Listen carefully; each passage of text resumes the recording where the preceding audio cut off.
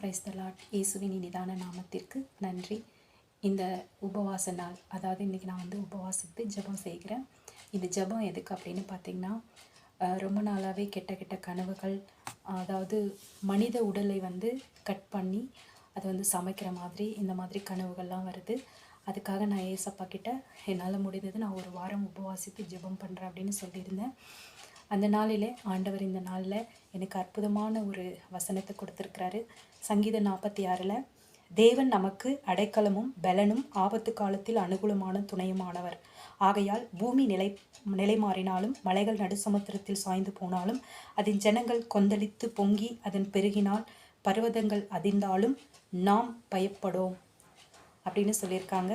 அருமையான வசனம். சேனைகளின் கர்த்தர் நம்மோடு இருக்கிறார், யாக்கோப்பின் தேவன் நமக்கு உயர்ந்த அடைக்கலம். இந்த மாதிரி நம்ம எப்பெல்லாம் மனசு சஞ்சலப்பட்டு கஷ்டப்பட்டு கொண்டு இருக்கிறோமோ அப்போல்லாம் நமக்கு இந்த புனிதமான பைபிளில் இருக்கிற வார்த்தைகள் நம்மளை தேத்தும். அந்த பயங்கரமான கனவுகள்னால நான் ரொம்ப பாதிக்கப்பட்டிருக்கிறேன். ஏசப்பா கண்டிப்பாக எனக்கு நன்மை செய்வார். நீங்களும் கண்டிப்பாக இயேசுவின் நாமத்தை வேண்டிக் கொள்ளுங்க. இந்த மாதிரி கெட்ட கனவுகள், அதாவது எப்பேற்பட்ட கனவுகளாக இருந்தாலும் ஏசப்பாவுக்கு நம்மளால் முடிஞ்சது இந்த உபவாச ஜெப நாளிலே ஆண்டவர் நமக்கு ஒரு நல்ல அனுகூலமான, அதாவது சேனைகளின் கர்த்தர் நம்மோடு இருக்கிறார், யாக்கோப்பின் தேவன் நமக்கு உயர்ந்த அடைக்கலம்.